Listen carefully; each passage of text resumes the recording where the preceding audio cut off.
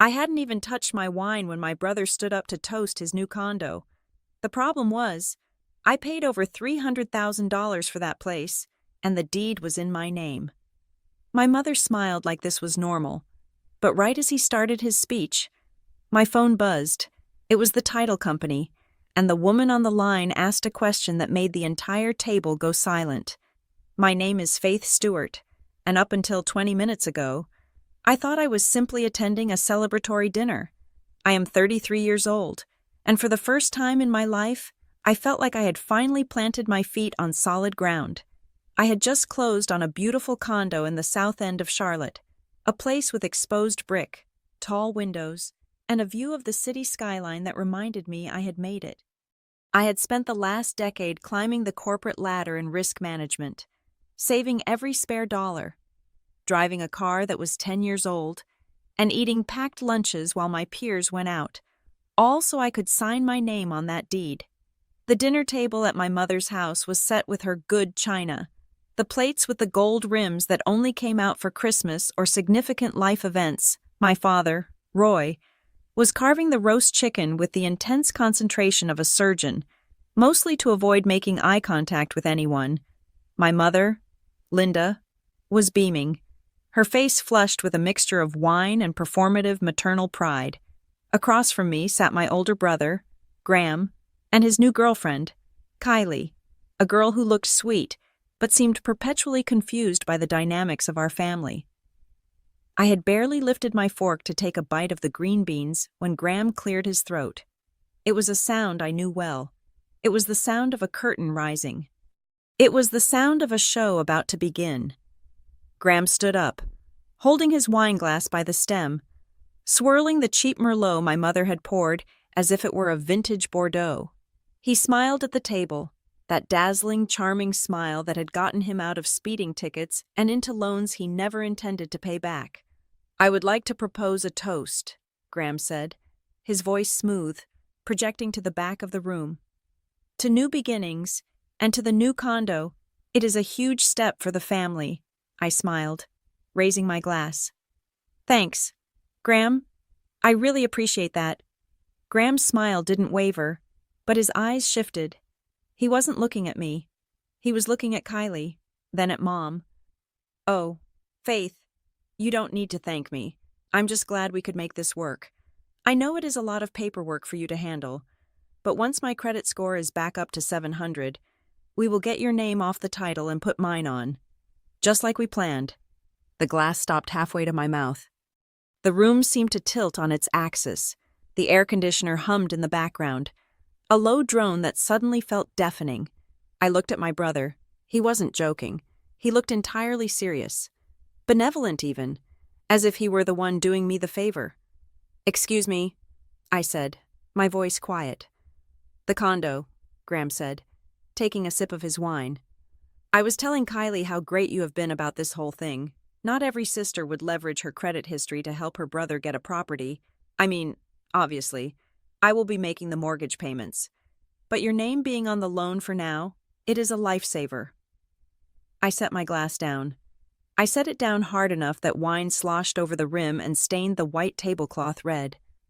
"Graham," I said, trying to keep the tremor out of my voice, "I bought that condo. Me. I put 20% down. That is $60,000 of my own money. The mortgage is in my name. The deed is in my name. There is no we. There is no plan to transfer it to you," Graham laughed, a dismissive, brotherly chuckle. He reached over and patted my hand, which was clenched into a fist on the table. "Faith, come on. Don't be dramatic in front of Kylie. We talked about this. My bankruptcy is only 2 years old. I couldn't qualify for the prime rate. You are just holding the title. It is a standard family arrangement." I pulled my hand away as if he had burned me. I looked at my father. "Dad, are you hearing this?" Roy kept carving the chicken. He was slicing it into pieces so thin they were almost transparent. He did not look up. I looked at my mother. "Mom," Linda sighed, putting her fork down. She looked at me with a disappointed expression, the kind she reserved for when I wasn't being cooperative. "Faith, honey," she said, her voice dripping with reasonable-sounding poison, Don't ruin dinner. You know how hard your brother has been working to get back on his feet. He needs a stable address to launch his new consulting business. You have your apartment. You are single. You don't need a 2-bedroom in South End. You are just helping him out. Since you are the sister, it is the right thing to do. Helping him out? I repeated, my voice rising. Mom, I am not renting it to him. I am not letting him crash on the couch. He is talking about ownership. He is claiming my property is his. It is just paper. Faith, Graham interjected, his voice hardening slightly. Why are you being so selfish? I found the listing. I told you about the building. You told me the building existed, I snapped. I went to the showing. I hired the inspector. I wired the money from my savings account, the account I have been building for 8 years. Details. Graham waved his hand. The point is, the intent was always for me to take over. I have already told my investors that I have secured a prime location for my home office. Investors. I let out a sharp, incredulous laugh. Graham, you don't have investors.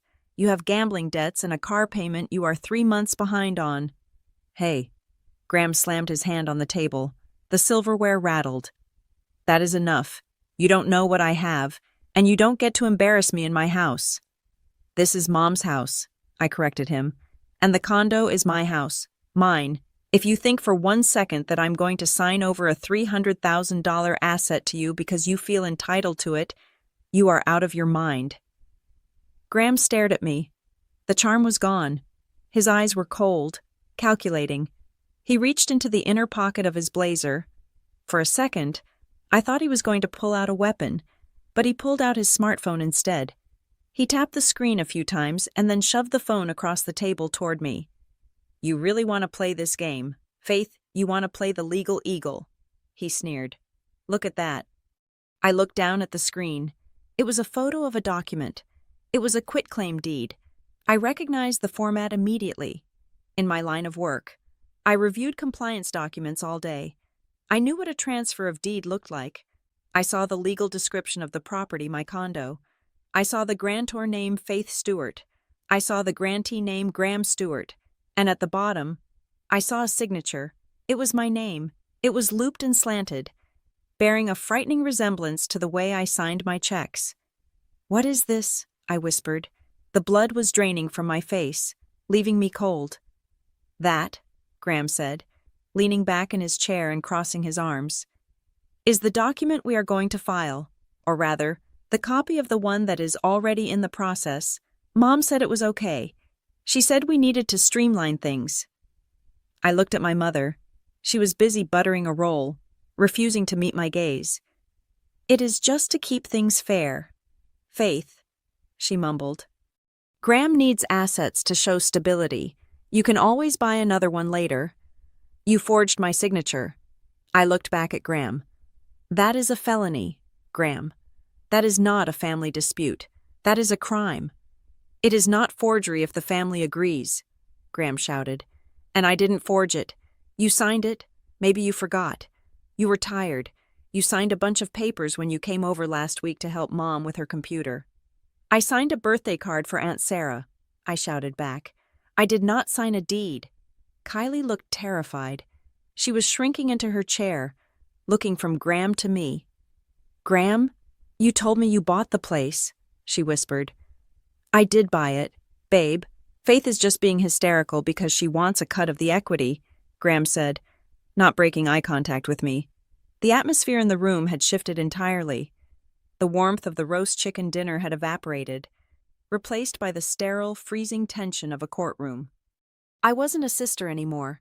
I was a defendant, and Graham was the prosecutor, judge, and jury, with our mother as the bailiff. I stood up. My legs felt shaky. I am leaving, and tomorrow morning, I am calling my lawyer. If that document has been filed, Graham, I swear to God I will. My sentence was cut off by a sound from my purse. My phone was vibrating against the hardwood floor where I had set my bag. It was a long, sustained vibration. I ignored it. I am going to the police, I said. Sit down.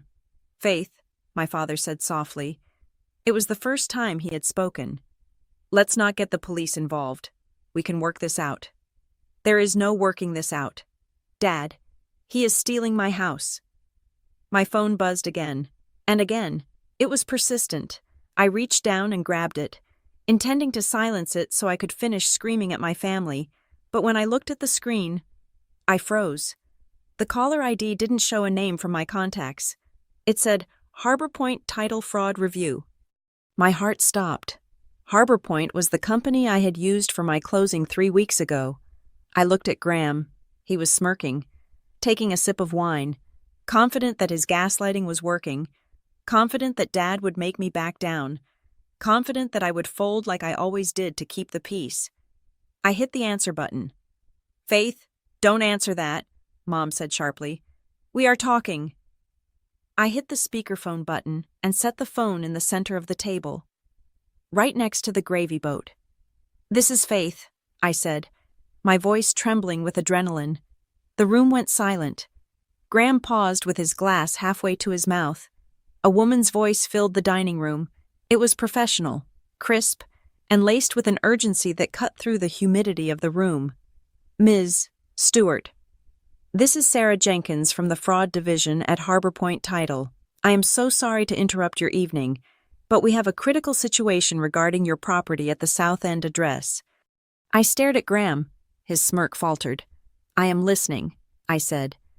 Ms. Stewart, the woman continued. We just received an alert from the county recorder's office regarding a pending filing on your property. We flagged it immediately because the notary stamp used on the document belongs to a commission that was revoked 6 months ago. Graham's face went white. The color drained out of him so fast, it looked like a magic trick. A revoked notary, I repeated, keeping my eyes locked on my brother. Yes, ma'am, the woman on the phone said. But that is not the only issue. We are looking at a quitclaim deed attempt. Ms. Stewart, I need to ask you a very serious question, and I need you to answer clearly. Are you currently in the process of transferring your property to a Graham Stewart? Did you sign any documents to that effect in the last 48 hours? No, I said clearly. I did not. Okay, the woman said. Her tone shifted from inquiry to action. Then you need to know that we have reason to believe this is an active attempt at title theft. The document was submitted electronically 20 minutes ago. We have already placed a freeze on the transaction, but she paused, and the silence in the dining room was heavy enough to crush a lung. But what? I asked. Ms. Stewart, the user who uploaded the documents used an account linked to a social security number that is very similar to yours, but with 2 digits transposed. We also have the IP address of the upload. It is coming from a residential internet connection registered to a Linda Vaughn. My mother dropped her butter knife. It clattered loudly against her porcelain plate. The woman on the phone delivered the final blow. We are preparing to hand this file over to the State Financial Crimes Unit. If this was not you, Ms. Stewart, we are looking at a felony fraud case involving immediate family members. Do you want us to proceed with the police report? I looked at Graham. He wasn't moving. He wasn't drinking his wine. He looked like a man who had just realized the floor he was standing on was made of glass, and it was beginning to crack. To understand why my brother sat across from me at that dinner table with the absolute conviction that he was entitled to my property, you cannot just look at the events of the last 3 weeks. You have to look at the last 30 years. You have to go back to a split-level house in Greenville, South Carolina, where the family mythology was written in permanent ink before I was even old enough to read it. In the Stewart household, Graham was not just a child. He was an event. He was the firstborn, the son, the carrier of the name. He was charismatic in a way that felt chemical. When he walked into a room, the energy shifted toward him like water draining toward a low point. He was the pitcher on the varsity baseball team who could throw a fastball at 80 miles per hour, but could not remember to take out the trash. He was the boy who smiled his way out of detention and charmed the neighbors into forgiving him when he drove his dirt bike through their flower beds. I was different. I was Faith. The name itself felt like a command to just believe in the process and stay quiet. I was the child who was fine. That was the label that stuck to me like a price tag on a clearance item. Faith is fine. Faith is steady. Faith can handle it. While Graham was the star of the show, I was the stagehand who made sure the props were in the right place. I remember being 16 years old, sitting at the kitchen table late at night, filling out my own permission slips and forging my mother's signature because she was too busy helping Graham edit his college application essay for the 4th time. It wasn't that she didn't love me, I knew she did. But her love for me was a passive thing, a warm background radiation. Her love for Graham was an active, consuming fire that required constant fuel. My mother, Linda, had a phrase she used whenever I pointed out the disparity. It usually happened after Graham got something expensive, like a new set of golf clubs or a tutor for a class he was failing, while I was told we didn't have the budget for the art camp I wanted.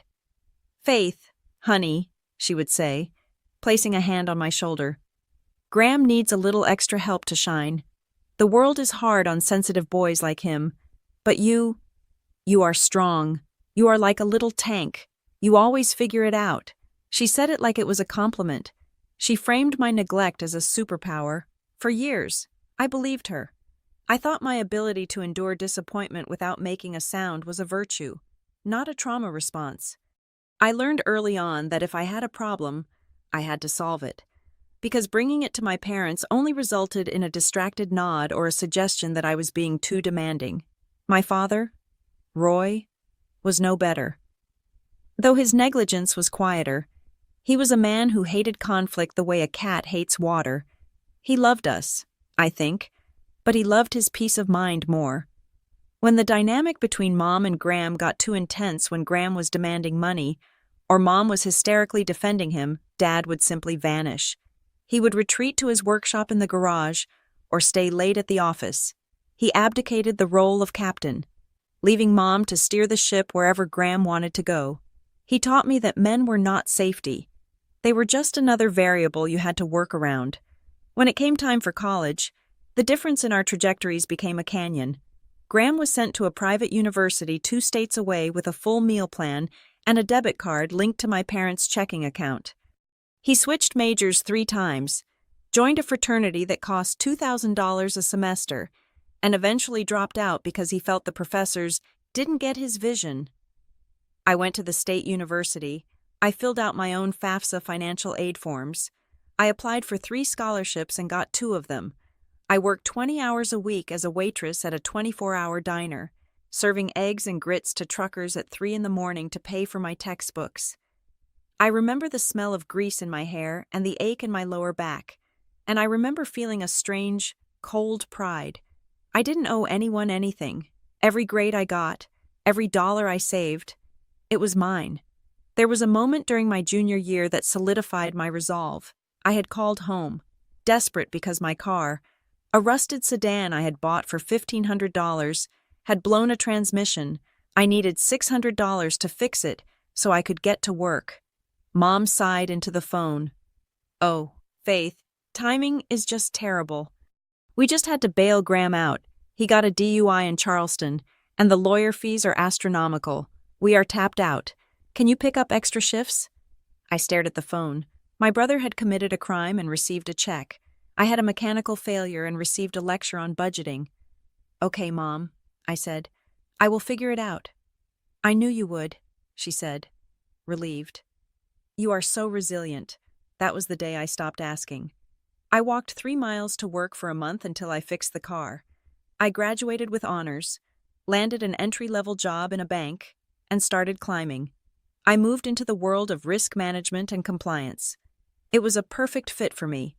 My job was to look at systems, identify the weak points, predict where the fraud would happen, and build walls to stop it. I was good at it because I had spent my whole life watching my family operate without any controls. While I was building a career, Graham was building a house of cards. He moved back home. He moved out. He moved back home again. He had a dozen startup ideas that were going to revolutionize the industry. There was the app for dog walkers that never launched. There was the custom t-shirt business that left the garage full of unsold inventory. There was the day trading phase where he lost $5,000 of Dad's retirement money in a single afternoon. Each time he failed, he had a story. It was the market. It was his business partner. It was bad luck. And each time, Mom was there with the checkbook, nodding sympathetically, telling him that geniuses are often misunderstood. She was not just enabling him, she was crippling him. She was teaching him that consequences were things that happened to other people. I watched all of this from a safe distance. I lived in a small rental apartment. I drove my paid-off car. I invested in my 401k. I created a life that was hermetically sealed from the chaos of the Stewart family finances. I loved them, but I treated them like radioactive material, safe to look at from behind lead glass, but dangerous to touch. The decision to buy the condo in South End was the culmination of 10 years of this discipline. I didn't buy it to show off. I didn't buy it to host parties or to impress a boyfriend. I bought it because I wanted a physical manifestation of my boundaries. I wanted 4 walls that I owned. I wanted a front door that only opened when I turned the key. I wanted a deed recorded in the county courthouse that said Faith Stewart and nobody else. It was supposed to be my sanctuary. It was supposed to be the one place on earth where I did not have to be strong or resilient or understanding. It was just supposed to be mine. When I finally told my mother I was closing on the place, I should have recognized the tone in her voice. It wasn't happiness for me. It was calculation. South End, she had asked? That is a very trendy area. Graham was just saying he needs to be closer to the city center for his networking. My stomach had tightened, a reflex honed over decades. It is a 1-bedroom, Mom. It is small. Well, you know, she had said vaguely. Family helps family. I had ignored the red flag. I thought I was safe because I had the law on my side. I thought that because I was an adult woman with a 6-figure salary and an excellent credit score, the dynamic of the nursery no longer applied. I thought I had outrun the shadow of being the backup child, but sitting at that dinner table, watching Graham smirk while the woman from the title company explained that a felonious attempt had been made to steal my sanctuary, I realized I was wrong. I hadn't outrun anything. My brother didn't see me as a separate person with property rights. He saw me as he always had, as a resource to be harvested. I was the savings account he hadn't opened yet. I was the safety net he hadn't used yet. And my mother didn't see a crime. She saw a solution to Graham's latest problem. The anger that rose in my chest wasn't hot and explosive. It was cold and ancient. It was the accumulated interest on 30 years of silence. I looked at my brother, really looked at him, and I realized that the time for being the strong one who absorbed the blow was over. I had spent my life building a fortress to keep the world out, never realizing that the real invasion would come from the people who had keys to the front gate. But as the reality of what they had done settled in, one thing became crystal clear. They had made a fatal error. They thought they were dealing with the 16-year-old girl who would walk 3 miles to work to avoid causing a fuss. They didn't realize they were now dealing with a woman who assessed risk for a living. And for the first time in my life, I was looking at my family and seeing them not as blood relations, but as a liability that needed to be mitigated. The condo was not just an apartment anymore. It was the line in the sand, and they had just crossed it. The closing disclosure is a beautiful document if you know how to read it.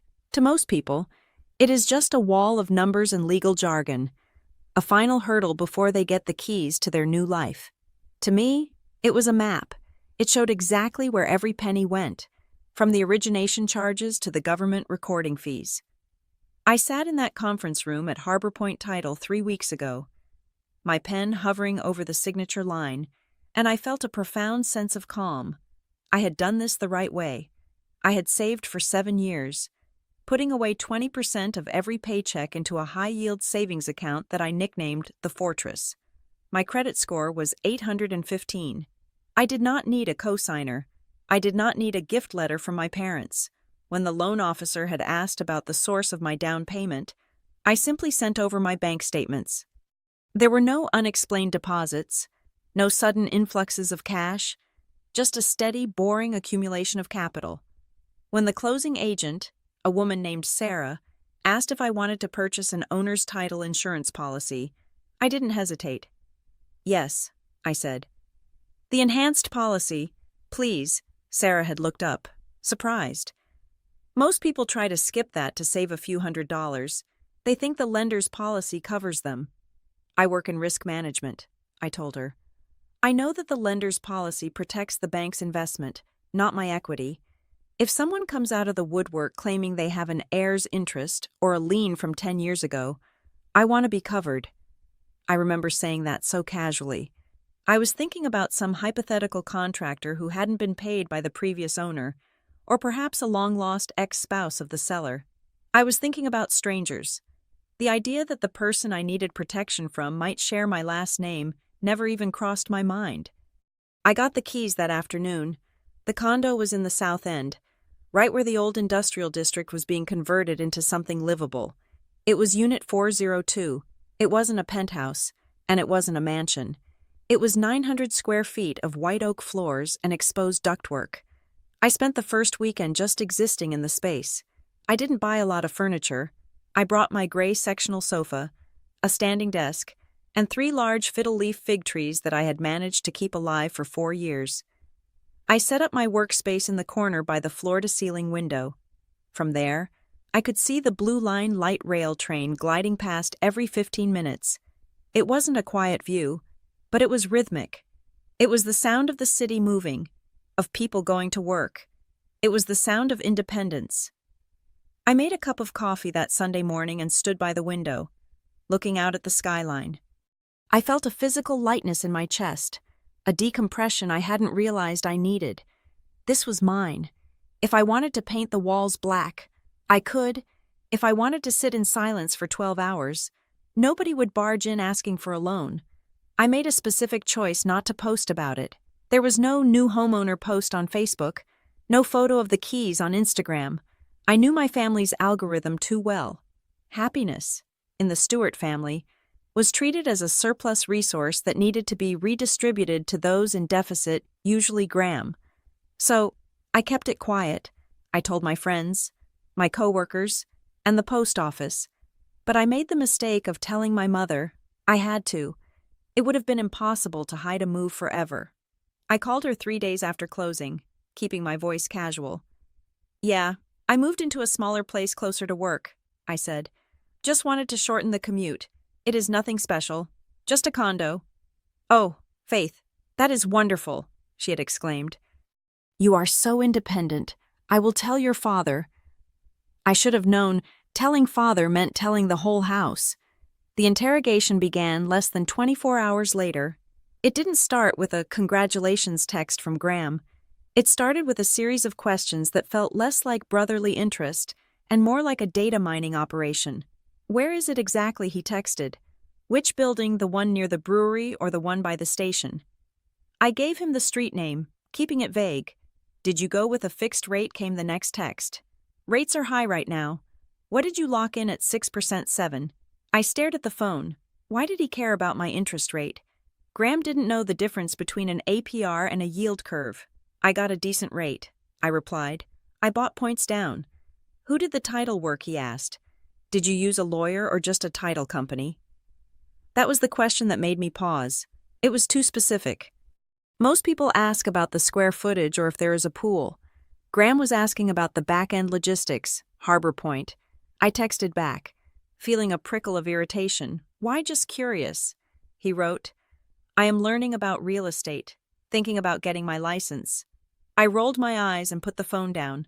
Graham getting a real estate license was about as likely as me becoming an astronaut. It was just another one of his phases. Then came the phone call from Linda. "Faith, honey," she started, her voice dropping to that conspiratorial whisper she used when she was about to ask for something unreasonable. "I was talking to Graham. He is going through such a rough patch with his apartment complex. The management is awful, and the rent is just eating him alive." I tightened my grip on the phone. "That is too bad. Mom." "Well, I was thinking," she continued, picking up speed. "You have that new place. It is 2 bedrooms, right?" "1 bedroom," I lied. It was technically a 1-bedroom with a den, but I wasn't going to give her an inch. "Oh, well, even so, the living room is probably spacious. Graham is so tidy. Maybe he could just stay there for a few months. Just until he gets his credit score up. He could pay you a little something. It would help you with the mortgage." "No," I said. The word was immediate and hard. "Mom, I am 33 years old. I am not having a roommate, especially not Graham." "He is your brother," she said, her tone shifting to offense. "You have plenty of space. You are just being rigid." "I am not being rigid. I am being an adult living in her own home. Graham needs to figure out his own lease." "He is trying to rebuild," she cried. "Why can't you ever just be on the team?" I hung up. I was shaking, not with sadness, but with rage. The entitlement was suffocating. After that call, Graham's approach changed. The texts became a bizarre mix of aggression and victimhood. "Mom said you said no. He texted at 2 in the morning. That is fine. I don't need your charity. I am working on a big project anyway." Then, 6 hours later. "Must be nice to have perfect credit. Some of us actually take risks in life. You just play it safe, and then I am happy for you. Really, enjoy the ivory tower." I ignored them. I told myself it was just noise. I told myself they were just jealous and that they would get over it. I was a compliance officer. I dealt with tangible threats, with red flags I could see on a spreadsheet. I didn't think to look for threats in the emotional outbursts of my insolvent brother. I underestimated how desperate he was, and how much my mother wanted to fix him. I thought the worst they could do was ruin my mood. I didn't think they would try to ruin my title. The first real crack in the facade didn't happen at the dinner table. It happened on a Tuesday evening, 3 days before the dinner, when I checked my mail. The condo building had a secure mail room in the lobby, a wall of brushed metal boxes. I unlocked box 402 and pulled out a small stack of envelopes. Most of it was the usual new resident spam coupons for pizza, flyers for internet service, but there was one envelope that stood out. It was from a lending institution I didn't recognize. It looked like standard pre-screened junk mail. The kind that says, "You are pre-approved" in bold letters. I almost threw it in the recycling bin, but my professional instinct kicked in. I always shredded credit offers. You don't just throw them away. I took it upstairs and ripped it open to check the details before shredding it. It was a letter thanking me for my recent inquiry regarding a home equity line of credit. I froze. I stood in my kitchen, the letter trembling in my hand. "Dear Faith Stewart," it read, "Thank you for your interest in tapping into the equity of your home at it listed my new address perfectly." But that wasn't possible. I hadn't inquired about a HELOC. I had owned the place for less than 3 weeks. I barely had any equity to tap into, other than my down payment. I scanned the letter, my eyes narrowing. Usually, these are just solicitations, but the wording was specific. "Thank you for your inquiry." That implied an action. That implied someone had filled out a form. Then I saw the contact information at the bottom. "Please call us to finalize your application." It said, "We have attempted to reach you at the number provided 704-555-0198. I stared at the number. My area code was 704, but my number ended in 4322. The number on the paper, 555-0198, was not mine. It wasn't a random number, either. It looked familiar. I pulled out my phone and typed the number into the keypad, but I didn't hit dial. I just stared at it, trying to place it. It wasn't Graham's current number. It wasn't Mom's. Then I remembered. It was a Google Voice number. I remembered because Graham had used a similar setup years ago when he was dodging debt collectors. He would cycle through burner numbers to screen calls. A cold feeling washed over me. Starting at the back of my neck, why would a lender have an inquiry from Faith Stewart attached to a phone number that wasn't mine? I looked at the date on the letter. It was dated 4 days ago. 4 days ago was right after I had given Graham the name of the title company, right after he had asked about my interest rate. My mind raced. To apply for a HELOC, you need more than just a name and address. You need a social security number. You need income information. I sat down on my gray sectional, the one I had bought to celebrate my independence. The view of the city suddenly looked different. The glass didn't feel like a window to the world anymore. It felt like the wall of a fishbowl. No, I thought, he wouldn't. He was lazy. He was entitled. He was a narcissist. But fraud identity theft, that was a felony. That was prison time. Graham was too cowardly for prison, but the number on the page didn't lie. Someone was using my name to ask questions about my equity. I didn't call the police right then. I didn't call the lender. I did what I always did. I gathered data. I put the letter in a file folder. I logged into my credit monitoring service. I started watching. I thought I was preparing for a confrontation about a credit inquiry. I thought I was going to catch him trying to open a credit card in my name. I had no idea that the credit inquiry was just the tip of the iceberg. I had no idea that while I was worrying about a loan, he was already working on taking the whole house. I looked at the sold date on my calendar. It had been the proudest day of my life. Now, looking at that letter, I realized it was just the day the target had been painted on my back. The week leading up to the dinner wasn't silent. It was filled with a low-frequency hum of desperation that only someone who grew up in the Stewart household would recognize. It was the sound of Graham running out of runway. I didn't need a private investigator to know that my brother was drowning. I could see the signs in the periphery of my life. I saw his car, a flashy leased sedan, parked 3 blocks away from Mom's house when I stopped by for coffee, presumably to hide it from the repossession agents who scan license plates and driveways. I heard the tight, frantic edge in his voice when he answered the phone. The way he would snap, "What?" before realizing it was just me. His credit cards were undoubtedly maxed out, his utilization rate likely hovering near 100%, dragging his score down into the sub-500 range. He needed a lifeline. He needed a large infusion of capital, and he needed it yesterday. And then there was Linda. My mother ramped up her campaign of emotional erosion with the subtlety of a sledgehammer. "Family has to stick together. Faith," she told me over the phone on a Tuesday, her voice thick with that weaponized martyrdom she had perfected. "You are so blessed. You have your salary. You have your health. Graham is struggling so much. It hurts me to see you doing so well while he is suffering. It feels unbalanced." "I work 60 hours a week, Mom," I replied, typing an email while I held the phone to my ear. "It is not luck. It is labor." I know, she sighed. "But you can't take money to the grave. Faith, relationships are what matter. Sometimes I think you care more about your bank account than your own blood." That stung, as it was intended to, but I held my ground.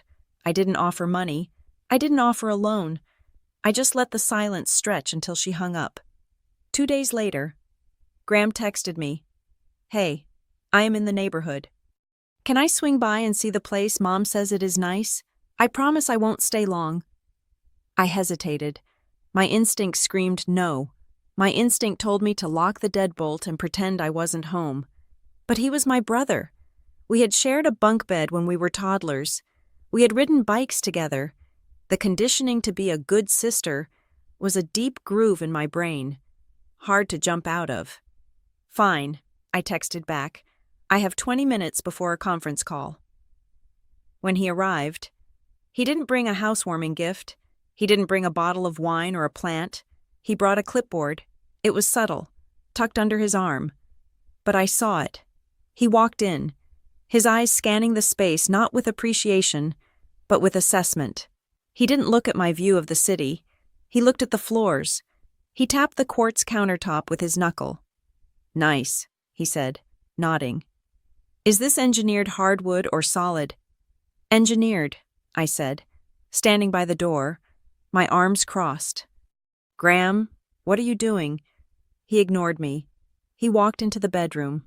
I followed him, feeling like a stranger in my own home. He stood in the center of the room and looked at the closet. "You could fit a king bed in here if you moved the dresser," he muttered, almost to himself. Then he looked at the windows. "Good light, photogenic. I have a queen bed. Graham, I don't need a king." He turned to me. That charming smile plastered on his face, but it didn't reach his eyes. "Just thinking out loud. Faith, maximizing the potential. This place has a lot of utility." He left exactly 20 minutes later. As he walked out the door, I saw him pause in the hallway. He looked up at the ceiling, checking the placement of the fire sprinklers, then glanced at the keypad on my door. It felt invasive, like he was casing the joint, because he was. The weirdness started the next day. I came home from work to find a package from Amazon sitting on my kitchen counter. I had brought it up from the mailroom, but when I looked closely, I realized the tape had been slit open and then pressed back down. I frowned. Maybe I had done it without thinking, no. I grabbed a knife to open it properly. Inside were the cleaning supplies I had ordered, but the packing slip was missing. That evening, my phone pinged with an alert from the Ring doorbell I had installed against HOA regulations, but I didn't care on my front door. Motion detected. I opened the app. The video feed showed the hallway. There was Graham. He wasn't knocking. He was just standing there, holding his phone up as if he were taking a picture of my door number. He stood there for a full minute, typing something into his phone, and then walked away toward the elevators. My stomach turned over. What was he doing? I decided to call the property management office the next morning. I needed to know if there had been any weird activity in the building. "Hi, this is Faith Stewart in Unit 402, I said when the manager, a brisk woman named Karen, picked up. I know this sounds strange, but has anyone been asking about my unit, or have there been any issues with the mailroom? There was a pause on the line. Ms. Stewart. Oh, I'm glad you called. I actually have a note here to contact you. My grip tightened on the phone. Why? Well, we had a gentleman call yesterday regarding Unit 402. Karen said. He identified himself as the co-owner. He wanted to clarify our bylaws regarding short-term rentals. Specifically, he wanted to know if we allow weekend listings on platforms like Airbnb. The air left my lungs. Co-owner? I choked out. Yes, a Mr. Stewart. He said he was your partner on the deed. I told him that our building has a strict minimum lease term of 6 months, and absolutely no short-term rentals are permitted. He seemed quite agitated by that news. He asked if there were loopholes for corporate housing. I closed my eyes. It all made sense. The clipboard, the comment about the king bed, the photogenic light, the questions about the interest rate. Graham wasn't trying to live here. He was trying to turn my home into a hotel. He wanted to hijack my asset, use my credit to secure it, and then churn it for cash flow to pay off his gambling debts while I paid the mortgage. Karen, I said, my voice shaking. Listen to me very carefully. There is no co-owner. I am the sole owner. If that man calls again, or if he tries to enter the building, you are to call the police. Do you understand? Oh, Karen sounded flustered. I see. I will make a note of that immediately. I hung up and dialed Graham. I didn't care that I was at work.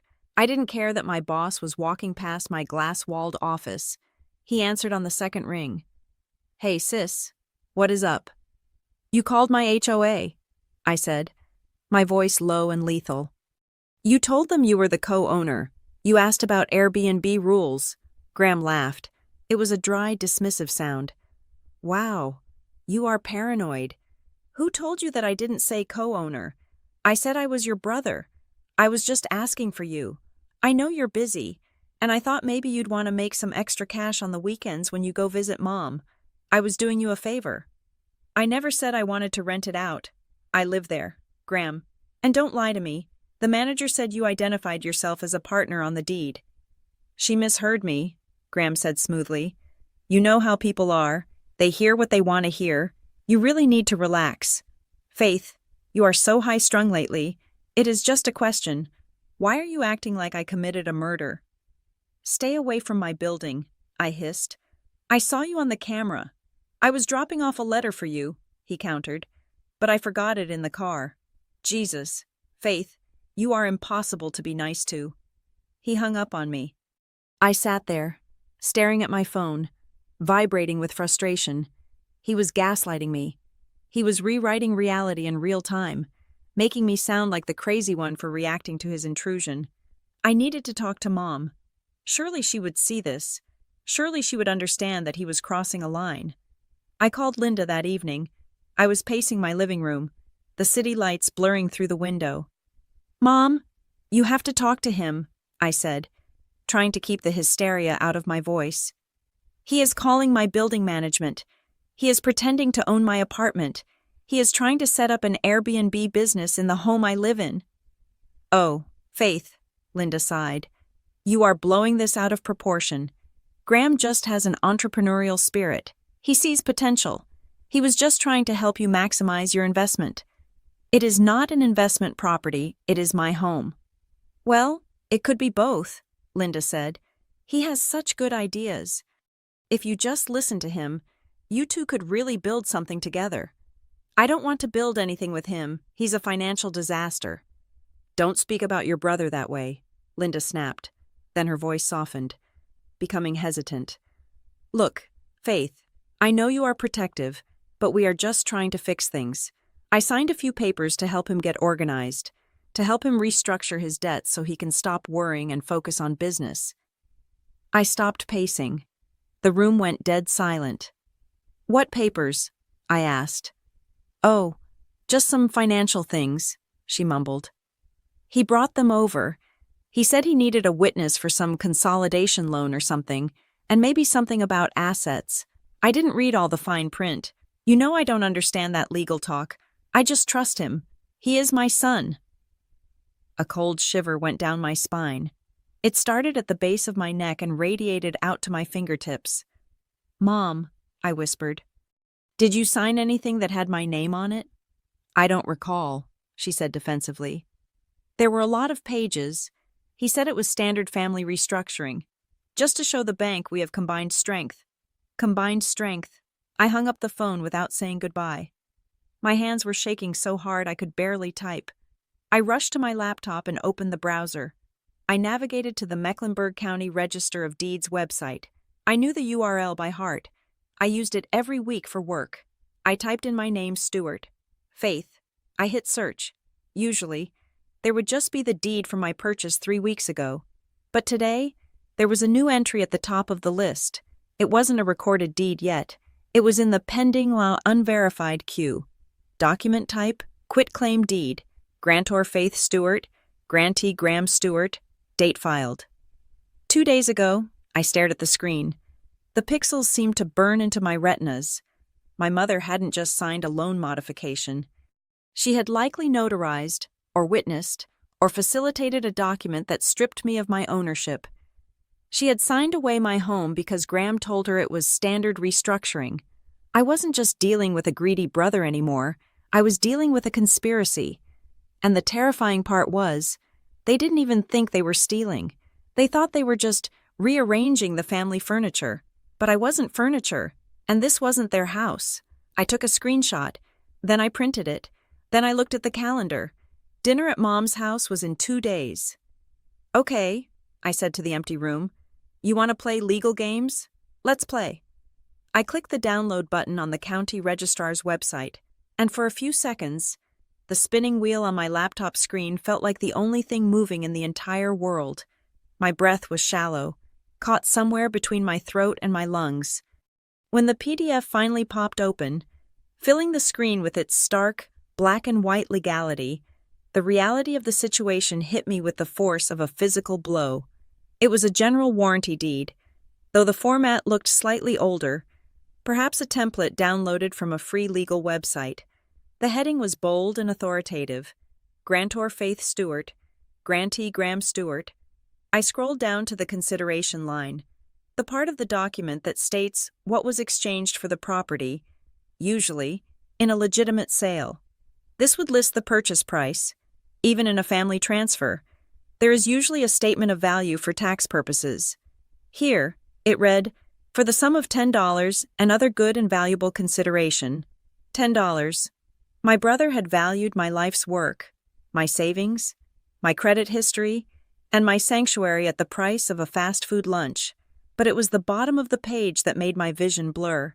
There, above the printed line of my name, was a signature. It was Faith Stewart, to a layman, to a bank teller glancing at it, or even to my mother. It would look perfect. It had the loops in the right places. The F had the sharp upper point I always used. The T's were crossed with a slight upward slant, but I work in risk. I spend my days looking at patterns, and I know my own hand. I zoomed in until the pixels began to fragment. The stroke width was too even.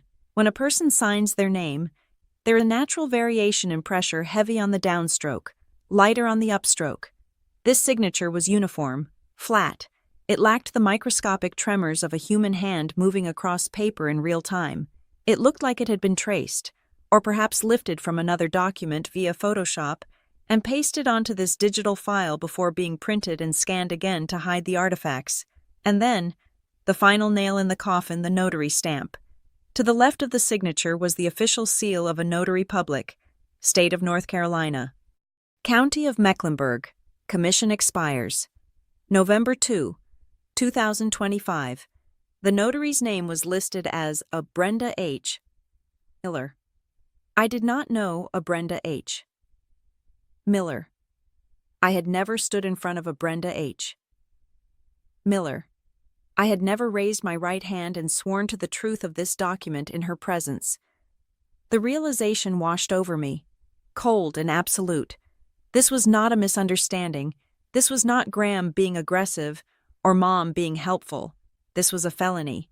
This was forgery, uttering a forged instrument, and filing a false public record.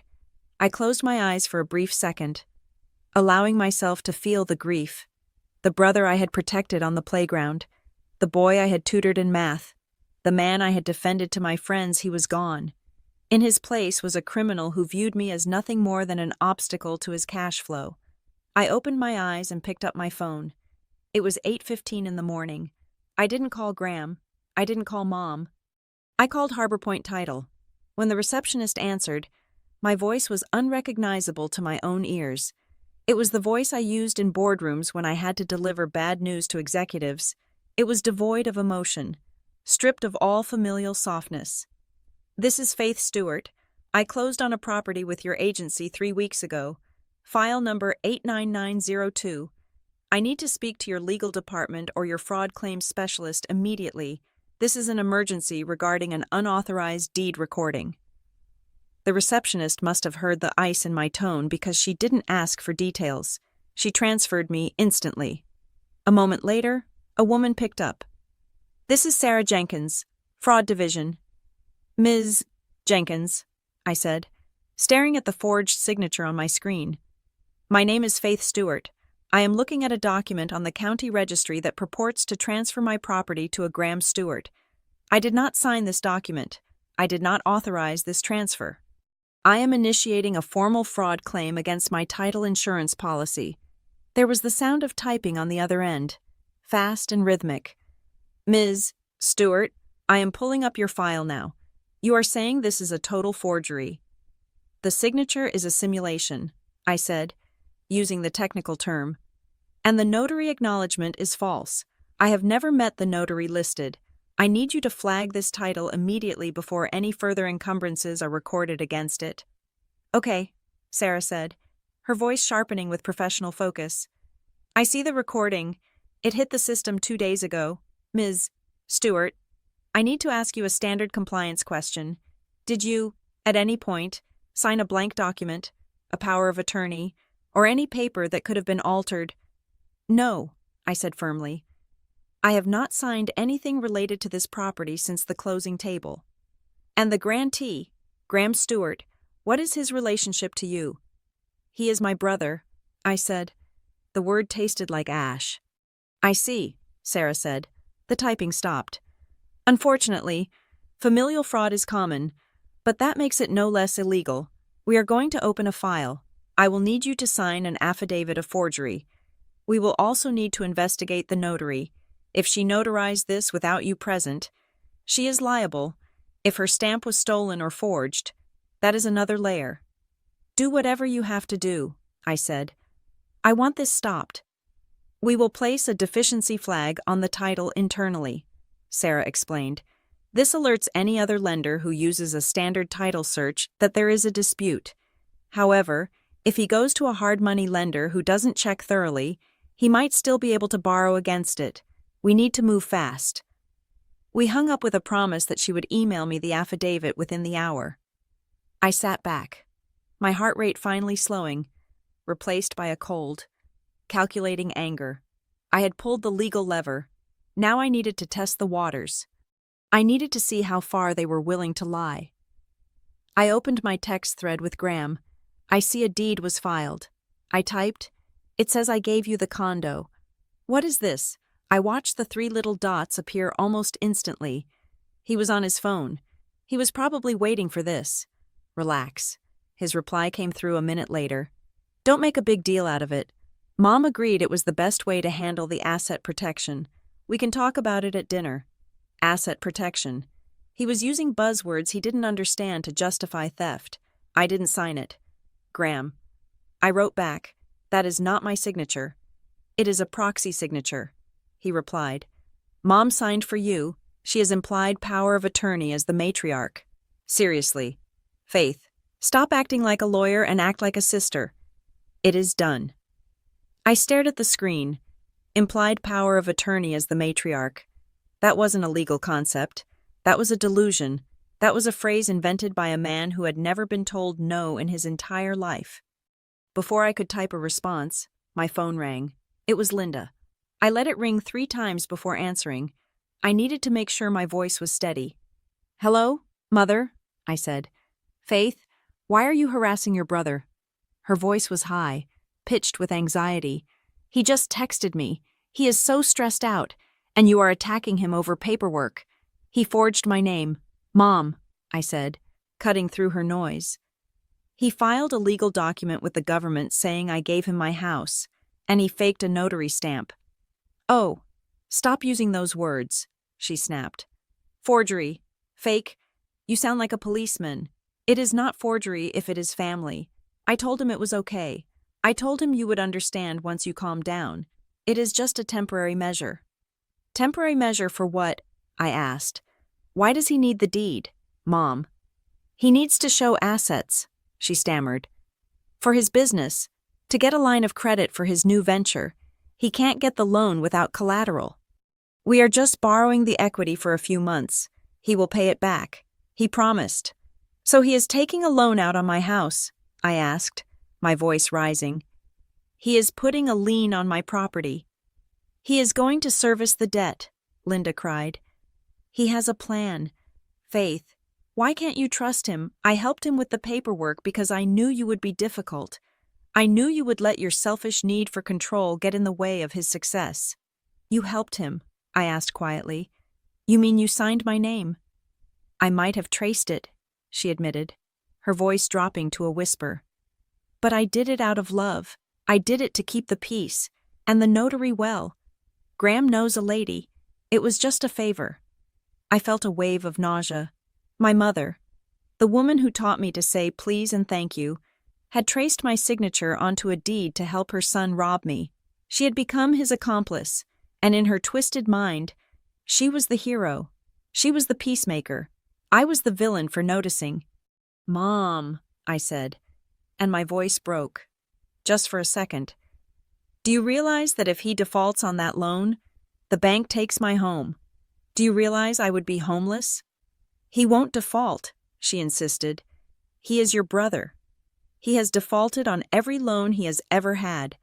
I said, "And you have paid for all of them, but this time, you are paying with my house."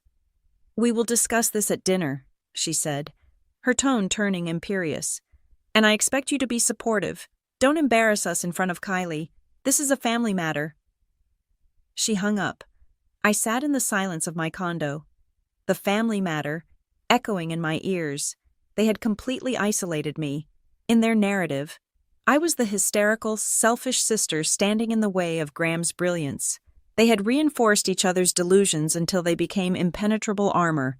But armor has weak points, and delusions crumble when they hit hard. Documented facts. My email pinged.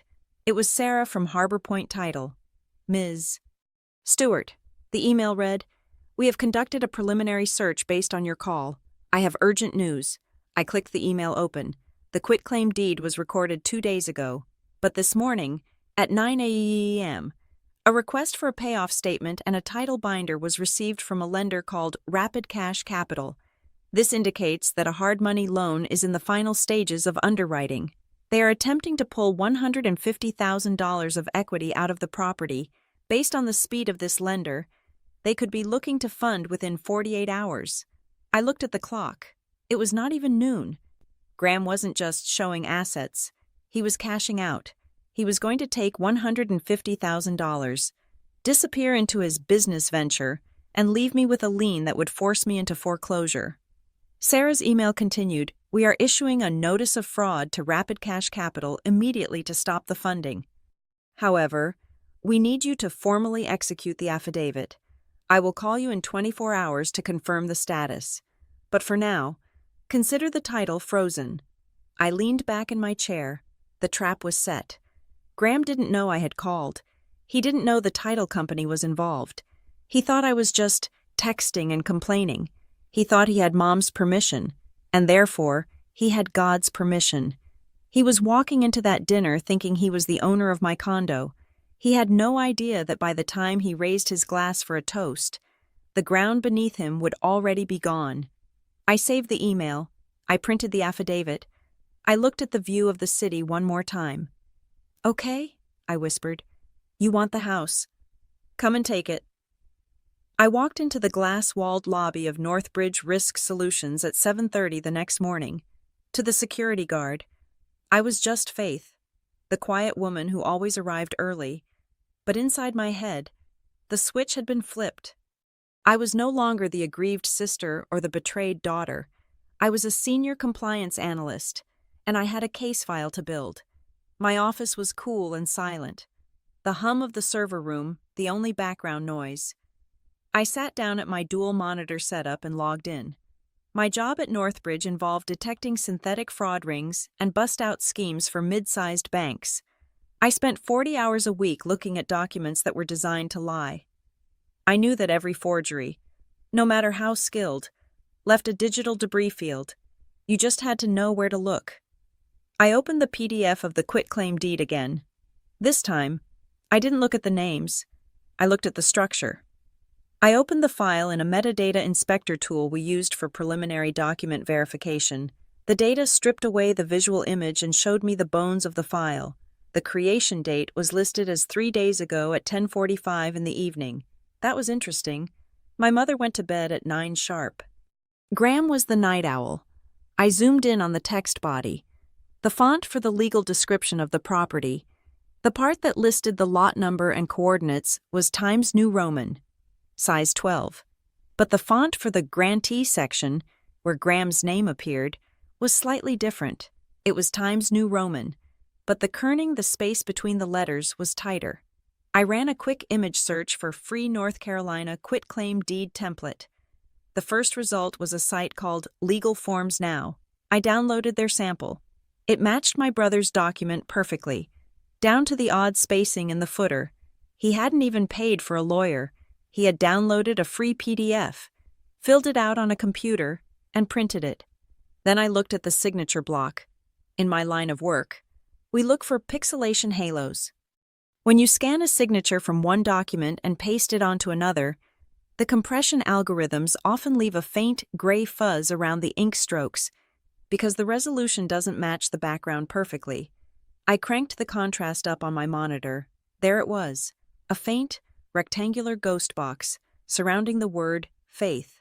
My mother hadn't traced it, as she claimed, or maybe she had traced it, and then Graham had scanned it to make it look cleaner. Either way, it was a digital manipulation. It was a cut-and-paste job. I turned my attention to the notary. Brenda H. Miller. I logged into the North Carolina Secretary of State's Notary Public Search database. It is a public record, accessible to anyone, but most people don't know it exists. I typed in her name. Her commission status came up active, but I wasn't satisfied with that. I switched tabs to a subscription-based background check service Northbridge provided for due diligence. I typed in Brenda H. Miller and filtered for professional licenses. There were 2 red flags on her record. 3 years ago, a complaint had been filed against her for notarizing a vehicle title without the seller present. The complaint was settled, but the note remained caution advised regarding remote verification. I pulled up her business address. It wasn't an office. It was a residential address in a subdivision about 10 miles from my mother's house, a mobile notary. The the kind who charges $50 to meet you at a Starbucks, or in this case, a dining room table. I created a timeline on my whiteboard, uncapping a red marker. Tuesday, October 14th, 10:45 p.m. Deed created on a computer. Metadata. Wednesday, October 15th, 9:00 a.m. Graham texts asking for title company info. 2:00 p.m. Faith Stewart's signature notarized by Brenda H. Miller. According to the stamp, 4:30 p.m. document electronically recorded with the county. I stared at the Wednesday, 2:00 p.m. slot. If I was going to prove fraud, I couldn't just say, I didn't do it. I had to prove I couldn't have done it. I needed an alibi that was ironclad. I logged into Northbridge's internal security system. We have strict badge-in, badge-out protocols because we handle sensitive financial data. I pulled my access logs for Wednesday, October 15th, 07:45 a.m. Badge in, main lobby, 12:15 p.m. Badge out, cafeteria, 12:45. Badge. In, turnstile, B, 06:30 p.m. Badge out, parking garage, at 2:05 p.m. The exact moment Brenda H. Miller claimed I was standing in front of her swearing to the truth of that deed. I was sitting in a risk assessment meeting in conference room B. I went a step further. I pulled the IP address logs from my workstation. My computer was active, sending emails and accessing the server, from 1 o'clock until 5 o'clock without a break. I printed the logs. I printed the badge report. I stapled them together. This was my shield. Physics was on my side. I could not be in two places at once, and unlike my brother, I had a corporate security system to vouch for me. But one question still nagged at me. The ID. To get a document notarized, even by a shady notary, you generally need to present a government-issued ID. If my mother had posed as me, she looks nothing like me. She is 60 years old with blonde hair. I am 33 with dark brunette hair. Even a negligent notary wouldn't mistake Linda for Faith. Unless they didn't use a physical person, unless they used a copy. I closed my eyes, letting my mind drift back through the last 6 months of interactions with Graham. He was always asking for things, money, rides, introductions. Then it hit me. 4 months ago, Graham had called me in a panic from the airport. Faith, you have to help me. I am at the rental car counter. I left my wallet at the house, and I have a client meeting in 2 hours. They said they can take a picture of a license if the last name matches, and I have a credit card on file. Can you just snap a pic of your license and text it to me? I will delete it right after. I had been in a meeting. I was distracted. I wanted him off the phone. Fine, I had said, but delete it. I had pulled my license out, snapped a photo of the front and back, and texted it to him. I opened my phone and scrolled back through our media history. It took a long time because Graham sent so many memes and GIFs to deflect from his failures. But there it was. 4 months ago. An image of my North Carolina driver's license. He hadn't deleted it. He likely printed a color copy. Or perhaps he just showed the digital image to the notary and gave her a sob story about, my sister is in the hospital, but here is her ID. She signed it already. If the notary was Brenda H. Miller, who already had a history of bending the rules, a $50 bill and a charming smile from Graham might have been enough to make her look the other way. I felt a cold burn in my stomach. He had harvested my identity months ago. He had just been waiting for an asset worth stealing. I turned back to the financial aspect, the rapid cash capital inquiry. I used my industry tools to look up the lender. They weren't a bank. They were a hard money lender, the kind that advertises no credit check and asset-based lending on late-night television. Their interest rates were likely in the double digits. They didn't care about the borrower's income. They only cared about the collateral. If the borrower defaulted, they would foreclose immediately. Graham wasn't trying to refinance to get a better rate. He was treating my condo like a giant ATM card. He was going to pull out every cent of equity, my down payment, the appreciation, everything, and walk away. When the payments became too much, which they inevitably would, He would just stop paying. Rapid Cash would take the condo. I would be left with nothing but a ruined credit score and a homeless existence. He wasn't borrowing the house. He was liquidating it. My phone buzzed on the desk. It was Sarah Jenkins from Harbor Point Title. I picked up immediately. "This is Faith." "Ms. Stewart." Sarah's voice was crisp. "I have an update. We have successfully contacted the underwriting department at Rapid Cash. We issued a stop funding notice based on a creditable claim of forgery." "Did they stop it?" I asked. "They have paused it," Sarah corrected. "But they are pushing back. They have a signed deed and a notary acknowledgement. They are saying their client, your brother, has provided a sworn statement that this is a legitimate family transfer. They are threatening to sue for tortious interference if we don't clear the title." "He gave a sworn statement?" I asked, incredulous. "He is doubling down." "He is Sarah said. "And since the deed is already recorded, the burden of proof is heavily on us. We need the affidavit of forgery notarized and returned to us today. And Ms. Stewart, we are going to need to make a formal police report. This can't just be a civil dispute anymore." "I am ready," I said. "I have proof he wasn't with me. I have badge logs showing I was at work when the deed was supposedly signed. I have the metadata showing the document was a template." "That is excellent," Sarah said. "That changes everything. If you have alibi evidence, we can crush the validity of the notary stamp." I looked at the calendar on my wall. Tonight was the dinner where Graham thought he was going to smooth everything over with a toast and a smile. "Sarah," I said, a plan forming in my mind. "I need you to do something for me, something unorthodox." "What is it?" "I am going to see my brother tonight. He thinks he has won. He thinks I am going to roll over to keep the family happy. I need you to call me at exactly 7:15 this evening." "Okay," Sarah said slowly. "To discuss the affidavit." "No," I said. "I want you to call me and verify the fraud status live. I want you to ask me the security questions. I want you to treat it like a formal investigation call, and I want you to tell me exactly what happens next with the police." "You want him to hear it," Sarah realized. "I want him to know that this isn't his sister being difficult," I said, my voice cold. "I want him to know that a federally regulated title insurance company is initiating a criminal fraud investigation. I want the room to hear it." There was a pause. "We don't usually participate in confrontations." "It is not a confrontation," I said. "It is verification. You need to verify I am not the one who signed. I will be available at 7:15 to provide that verification." Sarah was silent for a moment. Then I heard a small, sharp intake of breath. 7:15. "Ms. Stewart, I will have the fraud unit supervisor on the line as well." "Thank you," I said. I hung up. I looked at the stack of evidence on my desk. The badge logs, the IP reports, the screenshot of the forged deed, the timeline.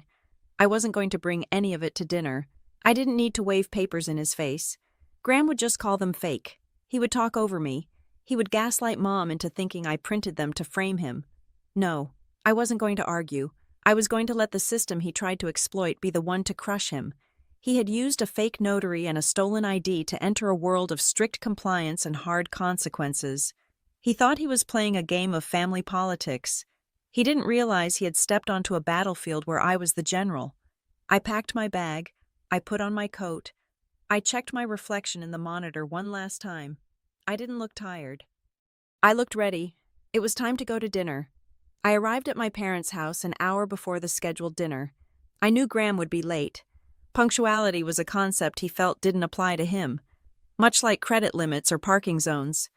This was my only window to get the truth before the performance began. The house smelled of roasting meat and lemon polish, the scent of my childhood. It was a comforting smell that now made my stomach turn. I found my mother in the kitchen, arranging deviled eggs on a platter. She looked up when I entered, her smile tight and anxious, the expression of a woman who knew she was walking on a minefield but was hoping if she stepped lightly enough, nothing would explode. "You are early," she said, wiping her hands on a dish towel. "Graham isn't here yet."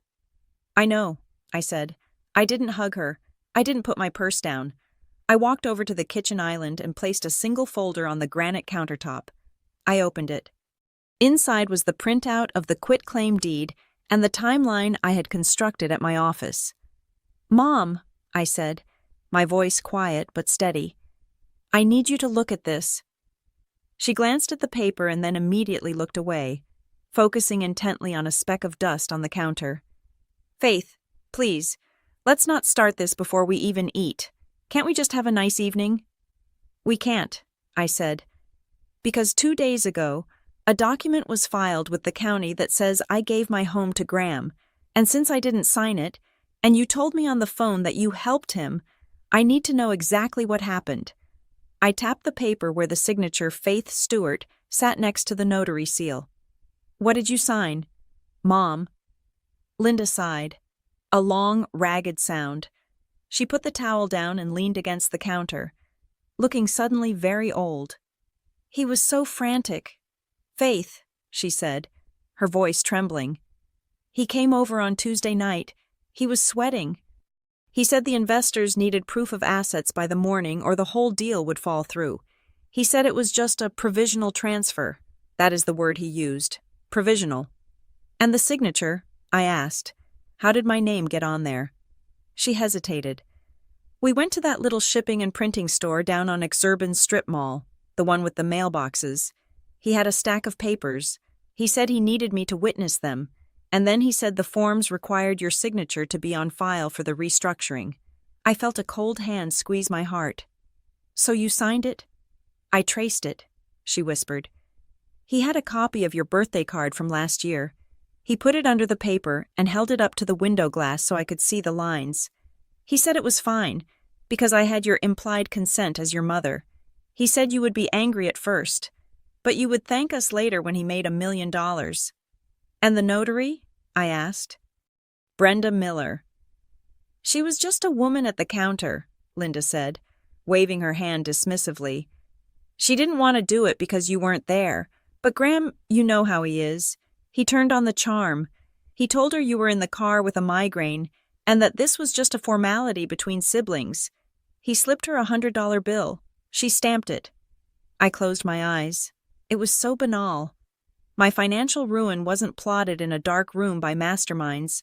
It was executed in a strip mall shipping store with a $100 bribe and a window pane used as a tracing table. "Mom," I said, opening my eyes. "Do you understand what you did? You didn't just help him with paperwork. You committed forgery. You committed wire fraud. You conspired to falsify public records." "Stop it," she snapped, her eyes flashing with sudden tears. "Stop using those legal words. I am your mother. I was trying to save your brother." "From what?" I asked. "From the consequences of his own life. From drowning," she cried. "He has nothing. Faith, nothing. And you look at you. You have a career. You have savings. You have credit. You are so strong. You have always been the strong one. You can handle a little bump in the road. Graham creates cracks, but you are the concrete. You don't break." There it was, the core wound of my entire life, laid bare in the kitchen light. She didn't hate me, in her own twisted way.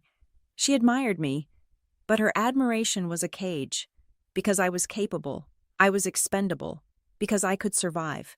I was expected to bleed so Graham could feed. "I am not concrete, Mom," I said, my voice shaking. "I am a person. I am 33 years old. And I am tired. I am not a wall for you to lean on when you are tired, and I am certainly not a wall for you to push over so Graham can walk across me." "He said you wouldn't sue," Linda said, her voice dropping to a whisper. "He said, Faith will never take this to court. She hates conflict. She hates people knowing our business. She will just yell for a while and then she will fix it. She always fixes it. That hit me harder than the forgery. They were banking on my silence. They were weaponizing my desire for dignity against me. Graham had calculated that I would rather lose $300,000 than see my mother humiliated in a courtroom. "He is wrong," I said. "Faith, please," she begged. Reaching for my hand, I pulled back. "Don't make a scene. Think about what the aunts would say. Think about your father. If this gets out, the shame. The shame, I repeated. You are worried about the shame, Mom. Graham is trying to take out a hard money loan on my house. If I don't stop this, I lose the roof over my head. Do you think I care about what Aunt Carol thinks when I'm being evicted? He will pay it back, she insisted, retreating into her delusion. He won't, a voice said from the doorway. We both turned. My father, Roy, was standing there. He was wearing his gardening clothes, his hands stained with soil. He looked at Linda, and for the first time in my life, I saw something other than avoidance in his eyes. I saw horror. Roy, Linda said, her voice wavering. Tell her it is family business. My father walked into the kitchen. He looked at the folder on the counter. He looked at the quitclaim deed. I heard you, he said to Linda. I was in the mudroom. You traced her signature. It was for Graham, Linda pleaded. That is a felony. Linda, my father said. His voice was flat, heavy. I looked it up. Faith is right. That isn't family business. That is prison business. Don't be dramatic, Linda scoffed, though her hands were shaking violently now. I have let you coddle him, Roy said, looking at his wife with a mixture of pity and regret. I stayed out of it because I wanted peace. But this stealing Faith's house, that isn't peace, that is war. He turned to me. Faith, did you really call the title company? Yes, I said. And the insurance company, and the fraud department, Linda gasped, covering her mouth. You didn't. I did, I said. Because if I didn't, I would be liable for the loan Graham is trying to take out. I had to protect myself because you wouldn't. You are going to send your mother to jail, Linda whispered, her eyes wide with shock. You would really do that. I am not sending anyone anywhere, I said, feeling a cold calm settle over me. The truth is doing that. You signed the paper. Mom, you chose to pick up the pen. Graham said, she started, but I cut her off. Graham lied to you, I said. He told you I wouldn't fight back. He told you it was restructuring. He told you it was legal. He used you as a human shield because he knew you loved him too much to ask questions. And now, he is going to walk into this house, sit down at that table, and expect me to smile while he eats the food you cooked, knowing he stole my home. He loves you, Linda sobbed. He just wants to be successful like you. He doesn't want to be like me, I said. He wants to be me. He wants my credit, my assets, my stability, but he doesn't want the work. He just wants the harvest. I looked at the clock on the microwave. It was 6:50. Graham would be here any minute. I closed the folder. I am not going to argue with you anymore, Mom, I said, and I am not going to leave. I am going to sit at that table. I am going to eat dinner, and when Graham brings it up, and we both know he will, I am going to let him speak. But I'm telling you now, whatever happens tonight, whatever phone calls come through, whatever truths come out, you did this. You broke the seal on this family, not me. Linda looked at me, and I saw the realization dawning on her. She looked at the daughter she thought was a wall, and she saw a fortress that had pulled up the drawbridge. Roy, she said, turning to my father for support. My father shook his head. He walked over to the sink and began scrubbing the dirt off his hands. Set the table, Linda, he said without looking at her. Faith is staying for dinner. I picked up the folder and walked into the dining room. I sat in my usual spot, the one facing the window. I checked my phone. It was 6:55. Sarah from the title company would call in 20 minutes. I placed my phone on the table, face down, right next to my fork. The black screen reflected the chandelier above, a dark mirror waiting to show us who we really were. I wasn't the good daughter anymore. I was the witness for the prosecution, and court was about to be in session. The text message I sent to Graham at 10 o'clock that morning was a masterpiece of corporate neutrality. It read, "Come over for dinner tonight. We need to finalize the details regarding the house transfer. I want to make sure we are all on the same page before the bank gets involved." To Graham, that text sounded like surrender. To me, it was a subpoena. He replied within 30 seconds with a thumbs-up emoji and a text that said, "Glad you finally came to your senses. See you at 7. I spent the rest of the day turning my dining room into a trap. I didn't set physical snares. Of course, I set legal ones. I had already scanned and emailed the signed affidavit of forgery to Sarah at Harbor Point Title. I had retained a real estate litigation attorney named Marcus, who had advised me to get Graham to admit to the act in front of witnesses if possible, or at least to lock him into a version of events that could be demonstrably proven false. I printed out the badge-in logs from my office. I printed out the IP address report. I printed out the Google Maps timeline from my phone, which tracked my location via GPS. I put all of these into a sleek black presentation folder and placed it on the sideboard, right next to the wine bottles. At 6:55, I sat down at the head of my own table. This was a power move. Usually, when we ate at Mom's, Dad sat at the head, but this was my condo, my table, and tonight, my rules. My parents arrived first. Linda looked like she was walking to the gallows. Her face was pale, her makeup slightly smeared as if she had been crying in the car. She wouldn't meet my eyes. She clutched her purse to her chest like a shield. Roy walked in behind her, his face grim. He gave me a curt nod, a look that said, "Do what you have to do." He knew I wasn't backing down. He had seen the evidence in the kitchen, and for the first time in 30 years, he had decided not to look away. Then, at 7:10, the doorbell rang. Graham breezed in with Kylie in tow. He looked victorious. He was wearing a blazer over a t-shirt, his version of business casual, and he carried a bottle of champagne. "Celebration time," he announced, placing the bottle on the table with a thud. I knew we could work this out like adults. He looked around the condo, nodding approvingly. "You know, once we get the equity out, we should really look into upgrading these countertops. Granite is out. Quartz is in. I can get a contractor in here next week." I watched him. It was fascinating, in a morbid way. He genuinely believed the lie. He believed that because he wanted it, it was his. He believed that my role in the universe was to facilitate his desires. "Sit down, Graham," I said. My voice was calm, devoid of the shrill emotion he usually provoked in me. He pulled out a chair and sat to my right. Kylie sat next to him, looking nervous. She sensed the tension that Graham was too arrogant to feel. Linda sat opposite him, staring at her empty plate. "So," Graham said, rubbing his hands together, "Mom told me you were freaking out a little bit about the paperwork. Totally normal.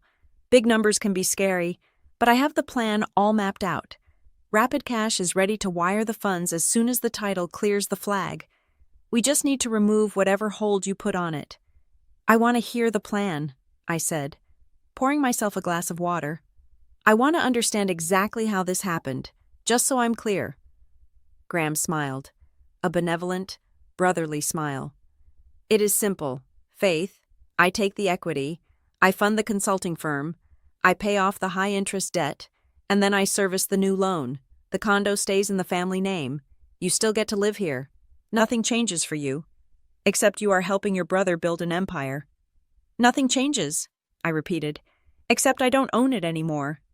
"Details," he waved a hand. "We transfer it back in 2 years, or 5, whenever the market is right." I leaned forward, resting my elbows on the table. "I am curious about the deed. Graham, I pulled a copy from the county website." Linda flinched. She picked up her water glass, her hand trembling so hard the ice cubes clinked against the glass. "Oh, right," Graham said, not noticing Mom's panic. "Standard quitclaim. Mom helped facilitate it." "It has my signature on it," I said, "and it has a notary stamp." "Yeah, well," Graham shrugged. "We had to expedite things. You were busy at work. Mom acted as your proxy. It is a common thing in families." "But the notary," I said, keeping my voice soft, innocent. "The notary states that I appeared before her, that I raised my right hand and acknowledged the signature." Graham took a sip of the wine I hadn't poured for him, He poured it himself. Right. Well, we smoothed that over. Brenda is a friend. She knows us. She knows you are good for it. So I wasn't there? I asked. This was the trap. Graham paused. He looked at me, then he looked at Kylie, then at Mom.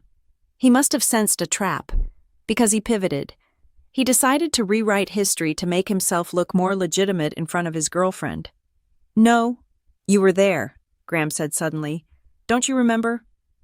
We met at the UPS store on Tuesday. You came during your lunch break.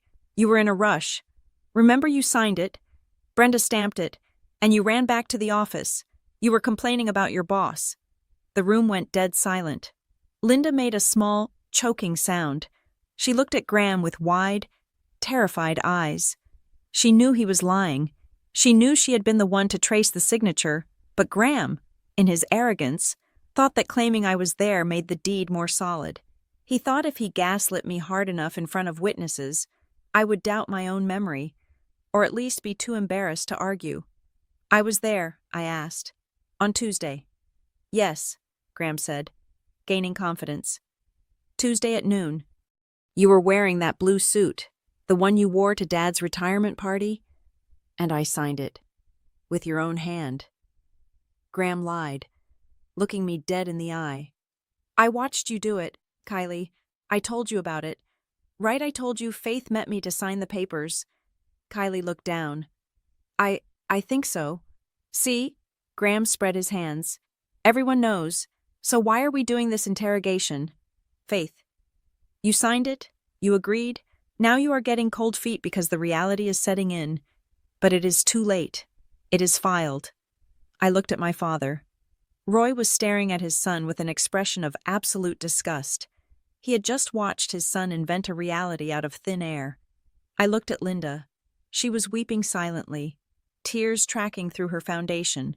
She knew that by lying, Graham had just thrown her under the bus. If he claimed I was there, he was denying her proxy story. He was making it a direct lie about my physical presence. Tuesday at noon, I repeated.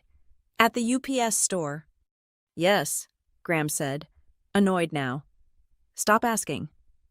I glanced at the digital clock on the oven. It was 7:14.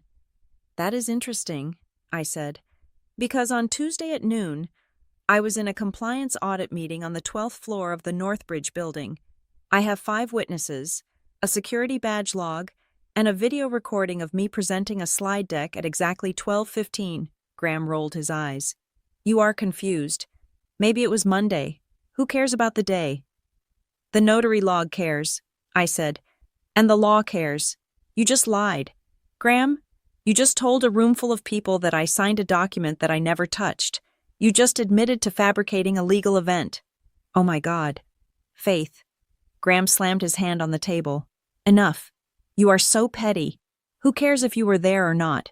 The intent was there. Mom said you wanted to help. Why are you trying to trap me on technicalities? Because it is not a technicality, I said. It is a felony. It is family. He shouted. It is my house too. I deserve a chance. You have everything given to you. You sit in that office and judge people while I am out here hustling. I took what I needed because you were too selfish to give it. That is the truth. You took what you needed, I repeated. So you admit you took it without my consent. I admitted I did what had to be done, Graham yelled. And you aren't going to do anything about it, because you won't send your own mother to jail, because you are weak. Faith, you always have been. I looked at the phone on the table. It was 7:15. On cue, the screen lit up. The vibration hummed against the wood table, a low, ominous sound. Caller ID, Harbor Point title. Legal debt? Graham stopped shouting. He looked at the phone. He looked at the caller ID. Who is that? He asked, his voice dropping. Answer it, I said. Or I will. He didn't move. He looked like a deer in the headlights. I reached out and tapped the green button. Then I tapped the speaker icon. This is Faith Stewart, I said clearly. The voice that filled the room was not the warm, customer service voice of a receptionist. It was the sharp, authoritative voice of Sarah Jenkins. and I could hear the echo of a conference room behind her. "Ms. Stewart, this is Sarah Jenkins from Harbor Point. I have Director Vance from the Fraud Unit on the line, as well as the special investigator from the Mecklenburg County Register of Deeds." Graham's face went the color of old ash. "We are calling to verify the status of the affidavit you submitted this afternoon," Sarah continued. "We have reviewed the badge logs and the signature analysis. We are preparing to file a formal motion to vacate the deed based on criminal fraud. However, before we escalate this to the district attorney's office, we need to ask you one final question for the record." The room was so quiet, I could hear the hum of the refrigerator. "Go ahead," I said. "Is there anyone in the room with you who claims to have witnessed you sign that deed?" Sarah asked. "Because the notary, Ms. Miller, has just been contacted by law enforcement, and she is currently claiming she was coerced by a male subject to stamp a pre-signed document." Graham made a noise. It was a high, thin sound, like air escaping a balloon. "No," I said, looking straight at my brother. "There is no one here who witnessed that. In fact, the person who filed the deed just admitted, in front of 3 witnesses, that he took what he needed. He admitted to the theft." "Understood," Sarah said. "We are locking the file. The police report number is being generated as we speak. We advise you to secure the premises. Do you feel safe, Ms. Stewart?" I looked at Graham. He wasn't a threat anymore. He was a collapsing star. He was shrinking in his chair, his arrogance evaporating, leaving behind only the terrified, spoiled child he had always been. "Yes," I said, "I am safe. But I don't think my guests will be staying for dinner." I hung up the phone. The silence that followed was heavy, suffocating, and absolute. It was the sound of a reality crashing down, smashing the delusions of a lifetime into dust. I picked up my fork and looked at my brother. "You said you deserved a chance, Graham," I said softly. "You just got one. You have the chance to leave my house before the police arrive. I suggest you take it." The silence in the dining room following my termination of the call was not the peaceful silence of resolution. It was the vacuum that precedes a shockwave. Graham sat frozen, his hand halfway to his wine glass, his face a mask of pale, sweating disbelief. He looked like a man who had been playing poker with Monopoly money, only to realize his opponent was betting with real bullets. I had hung up the phone to make a point, to let the threat of the police report hang over the table like a guillotine blade. But the universe, it seemed, was not done with Graham Stewart. Before anyone could speak, before Linda could launch into her inevitable weeping defense, my phone buzzed again. It was not a text. It was another call. The screen lit up with the same terrifying identifier, Harbor Point Title Fraud Unit. I didn't pick it up immediately. I let it ring. Once, twice. The sound was loud and jarring in the quiet condo. "You should answer that," I said to Graham, my voice devoid of any warmth. "I think they have more questions for the borrower." "I am not answering your phone," Graham hissed. Though his voice lacked its usual bite, he looked at the device as if it were a bomb. I tapped the speaker button again. "Ms. Stewart." It was Sarah Jenkins again, but this time her voice was joined by a deeper, more resonant male voice on the line. "I have Director Vance here. We need to clarify one specific detail regarding the active lien attempt before we transmit the file to the authorities." "I am here," I said, "and the room is listening." "Ms. Stewart?" The male voice Director Vance spoke up. His tone was not customer service. It was pure law enforcement. "We are looking at the application for the home equity line of credit that was submitted in conjunction with the quitclaim deed. The lender, Rapid Cash, has forwarded us the origination packet." I saw Graham flinch. He knew what was in that packet. "Go ahead," I said. "We need you to confirm for the record," Vance continued, "that you did not authorize the use of the email address gstewartventures86@gmail.com for official correspondence regarding this property." All eyes turned to Graham. That was his primary email address. It was the one he used for his fantasy football leagues. his failed dropshipping accounts, and apparently, for committing mortgage fraud. No, I said clearly. I do not use that email. That belongs to my brother, Graham Stewart. Noted, Vance said. And the phone number ending in 198, is that a number you control? No, I said. That is a burner number my brother uses. That is what we suspected, Vance said. We have IP matching that shows the application was submitted from a device named Graham's MacBook Pro at 2:30 in the morning on Tuesday. That is a lie, Graham shouted. Unable to help himself, he leaped up from his chair. You can't prove that IP addresses are circumstantial. Sir? Vance's voice cut through the room like a knife. This is a recorded line on a federal fraud investigation. Anything you say is currently being logged. We have the MAC address of the device, we have the geolocation, and we have the digital signature which tracks back to your user profile. Graham slumped back down, his mouth opening and closing like a fish on a dock. It was a verbal agreement, Graham yelled at the phone, his desperation turning into hysteria. Faith agreed to it. She said I could use the equity. She is just backing out now because she is jealous. It is a civil dispute. You can't call the police for a civil dispute. Mr. Stewart, Vance said, his voice dropping an octave, becoming dangerously calm. We have a forged notary stamp. We have a stolen identity. We have a fraudulent loan application submitted across state lines via wire. That is not a civil dispute. That is bank fraud, wire fraud, and aggravated identity theft. The mandatory minimum for wire fraud alone is 20 years. 20 years. The number hung in the air. My mother, Linda, let out a sound that was half sob, half scream. She looked at Graham, her eyes wide with a horror that finally pierced through her denial. She had thought she was helping him cheat a system, maybe bend a few rules.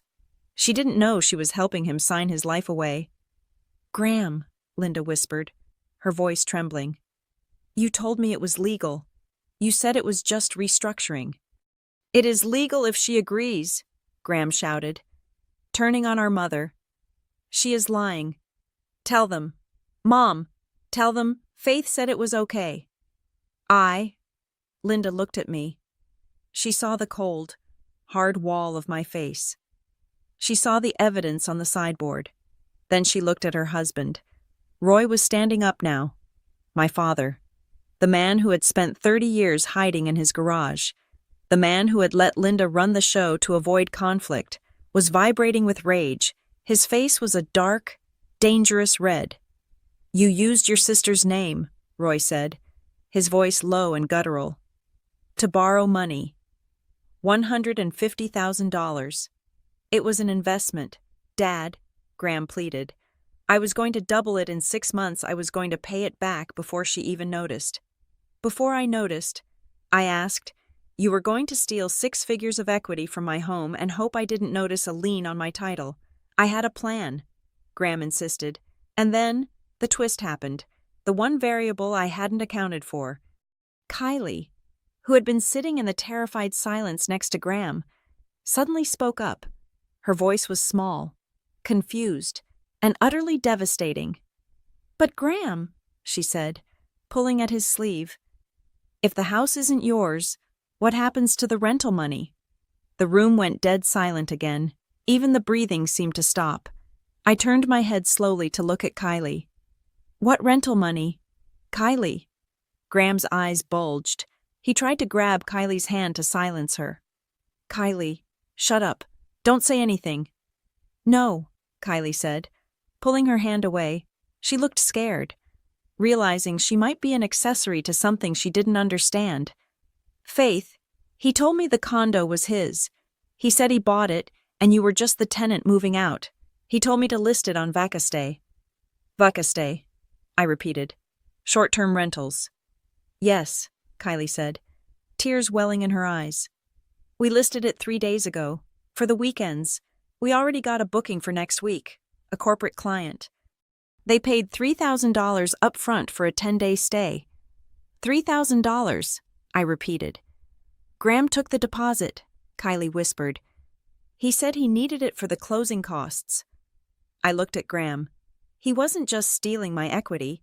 He was selling access to my home. He was taking money from strangers to let them sleep in my bed, use my shower, and live in my sanctuary. And he had already spent the cash. You rented out my apartment, I said. It wasn't a question. I was going to give you a cut, Graham yelled. Jesus, Faith, I was trying to generate revenue. That place sits empty all day while you are at work. It is a waste of assets. You sold a lease on a property you do not own, Director Vance said from the phone. That is another count of fraud, theft by deception, obtaining property by false pretenses. Get out, Roy said. He didn't shout it. He said it with a finality that cracked the foundation of our family. Dad, wait, Graham started. I said get out. Roy roared, slamming his fist onto the table so hard the silverware jumped. You are a thief, Graham. You stole from your sister, you lied to your mother, and you involved this girl. He pointed at Kylie. In a crime. Get out of this house before I call the police myself. You can't kick me out, Graham sneered, trying to regain some scrap of bravado. This is Mom's house. It is my house too, Roy said. And I am done. I am done paying for you. I am done covering for you. And I am done watching you bleed this family dry. Mom. Graham turned to Linda. Are you going to let him talk to me like that? Linda looked up. Her face was streaked with mascara. She looked at her son, really looked at him. Perhaps for the first time in decades, she didn't see the golden boy anymore. She saw the predator. She saw the man who had manipulated her into committing a felony. You lied to me, she whispered. You told me Faith knew. She did know. No, Linda shook her head. She didn't. I traced that signature, Graham, because you begged me, because you said it was life or death, and now the police are coming for me too. Graham scoffed. Nobody is going to jail. Mom, Faith is bluffing. She won't sue. At that exact moment, the doorbell rang. It was a sharp, insistent sound. Graham jumped. Who is that? I checked the time. 7:30? That, I said, standing up, is the only person I trust to handle this conversation from now on. I walked to the door. My legs felt heavy, but steady. I unlocked the deadbolt and pulled the door open. Standing there was Marcus, my attorney. He was a tall man with a calm demeanor and a briefcase that looked like it contained weapons-grade plutonium. Behind him stood a uniformed private process server. Ms. Stewart, Marcus said, nodding to me. I apologize for the interruption during dinner. Not at all, I said. Please, come in. I led them into the dining room.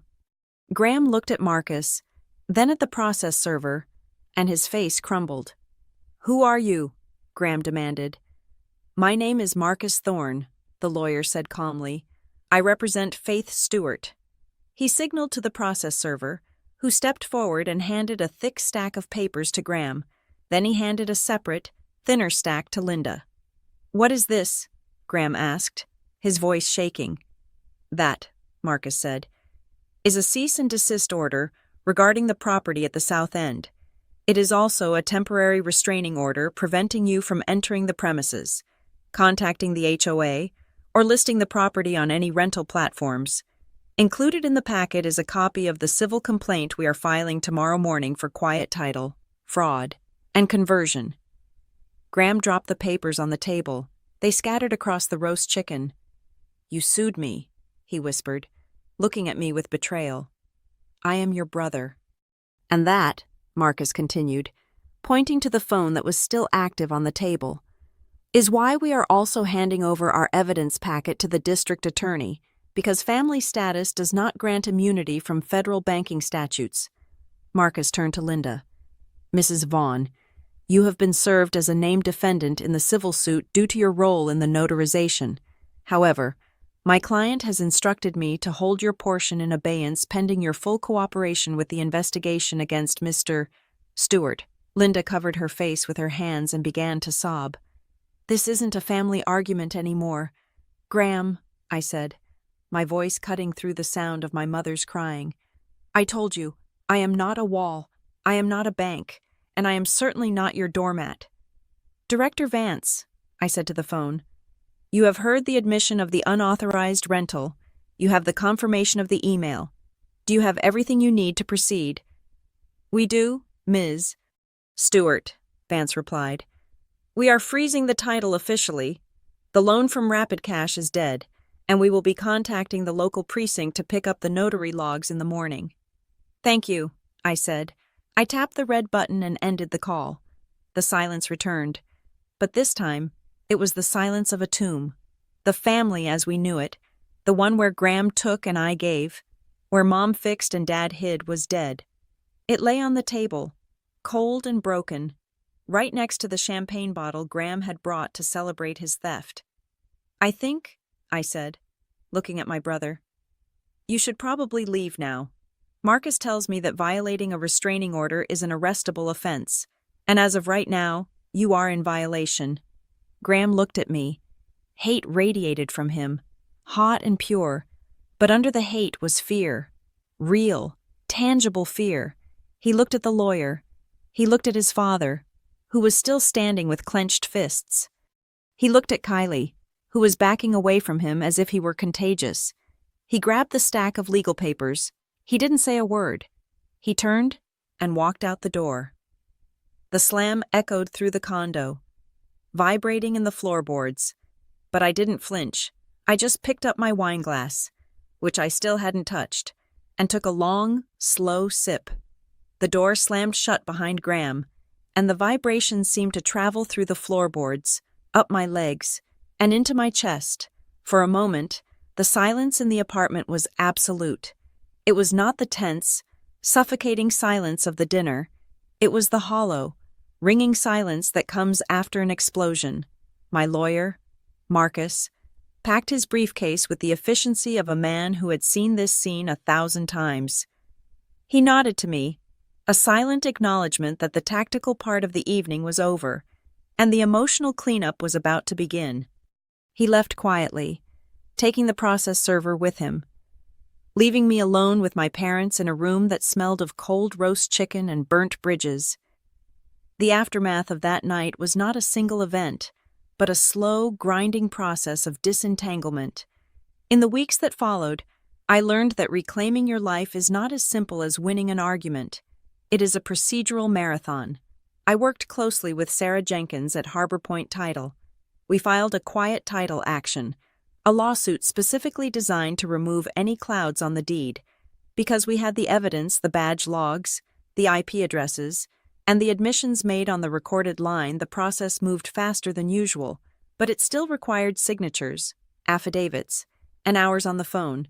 The investigation into the notary, Brenda Miller, was the linchpin. Once the police contacted her regarding the fraud report filed by Harbor Point, she did exactly what people like her always do. She turned on the person who paid her. She provided a sworn statement that she had never met me. She admitted that a man matching Graham's description had come to her home office, offered her cash, and assured her that his sister was just in the car and had already signed the papers. She surrendered her notary logbook, which showed a messy, hasty entry that didn't match the sequential order of her other stamps. Her commission was suspended immediately, and she was facing criminal charges for falsifying public records. That statement was the silver bullet. It voided the deed entirely. Graham's world did not implode all at once. It eroded, piece by piece. Rapid Cash Capital, the hard money lender he had tried to defraud, did not take kindly to being lied to. They blacklisted him, obviously, but they also reported the attempt to the credit bureaus and federal regulators. The business he was trying to fund, which turned out to be a vague consulting LLC with no clients, was dead in the water. He wasn't in handcuffs yet, but he was in a prison of his own making. He was drowning in legal fees he couldn't pay, facing a civil suit from me, and dodging calls from an investigator at the district attorney's office. He had gambled his life on the assumption that I would be too nice to press the button. He never calculated the odds of what would happen if I actually did. But the hardest work wasn't legal, it was familial. That night, after the lawyer left, My mother sat at the dining table for a long time. She didn't cry. She just stared at the empty chair where her son had sat. The illusion she had curated for 38 years, the story that Graham was just unlucky and I was strong, had been shattered. She had been forced to see him not as a victim, but as a perpetrator, and worse, she had to face the fact that she had been his accomplice. "I didn't know," she whispered to the tablecloth. "I really didn't know he was renting it out." "It doesn't matter." "Mom," I said, standing by the window. "You knew he was taking the house. You thought that was okay." "I thought we were sharing," she pleaded, looking up at me with red-rimmed eyes. "I thought families shared." "Parasites share," I said brutally. "Families respect." She flinched as if I had slapped her, but then my father spoke.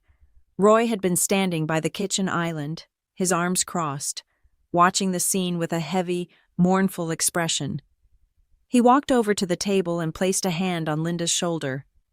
"We did this, Linda," he said. His voice was rough, like gravel. "Roy, don't," she sobbed. "We did," he insisted. "We taught him that he could take whatever he wanted, and we taught Faith that she had to let him." He looked at me then, and his eyes were filled with a profound shame. "I am sorry. Faith, I sat in my garage for 20 years while you raised yourself. I let your mother rewrite the rules because I didn't want to fight. I let him steal from you because I was too cowardly to be a father." It was the apology I had waited a lifetime to hear. It didn't fix the past. It didn't undo the years of neglect, but it acknowledged reality, and that was enough to start with. I set the boundaries the next day. They were hard, cold, and non-negotiable. I sent an email to both of my parents. I told them that I would not be paying a single cent of Graham's legal fees. I told them that if they gave him money to fight me, I would cut off contact with them entirely. I told them that I would not drop the lawsuit for the sake of peace. "Peace," I wrote to them, "is not the absence of conflict. It is the presence of justice, and I will have justice." My mother tried to bargain. Of course, she sent texts about forgiveness. She left voicemails about how hard it was for Graham right now. I didn't block her, but I didn't reply. I let her sit in the discomfort. I realized that for decades, I had been absorbing her anxiety so she wouldn't have to feel it. Now, I simply let the anxiety bounce off me and return to its sender. The final step was reclaiming the physical space. I hired a locksmith to come out 3 days after the dinner. I didn't just rekey the locks. I installed a high-security electronic system with a camera log. As I watched the locksmith drill into the door frame, purging the old mechanism that Graham had thought he had a right to, I felt a physical weight lifting off my shoulders. I contacted the management of Vacastay and sent them the court order. They removed the listing within an hour and banned Graham's account for fraud. The corporate client he had booked showed up in the lobby 2 days later. Confused and angry, I wasn't there, but the concierge told me they were turned away.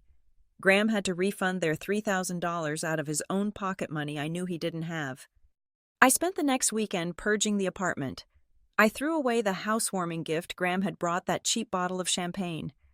I threw away the throw pillows my mother had bought me because they matched Graham's taste. I bought new sheets. I bought a new rug. I saged the place, not because I believe in ghosts, but because I believe in the power of ritual. I needed to smoke out the entitlement. Then, on a Tuesday afternoon, exactly 1 month after the nightmare began, my phone rang. It was Sarah from Harbor Point Title.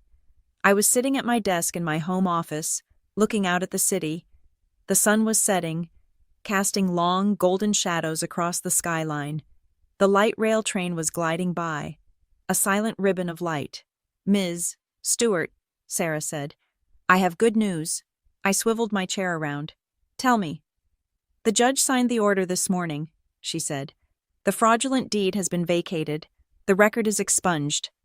We have recorded a new confirmation deed in your name only. The cloud on the title is gone. The property is 100% yours, free and clear of any claims by your brother or his lenders." I let out a breath I felt I had been holding since that first dinner. "It is over," I asked. It is over, Sarah confirmed. And Ms. Stewart, the district attorney's investigator, asked for a copy of the final judgment. It looks like they are moving forward with the indictment against the notary and your brother. Thank you, Sarah, I said. Thank you for believing me. You had the receipts, she said with a smile in her voice. You saved yourself. I hung up the phone and sat in the silence. For the first time in my life, the silence wasn't waiting to be filled by someone else's needs. It wasn't a void, it was a presence.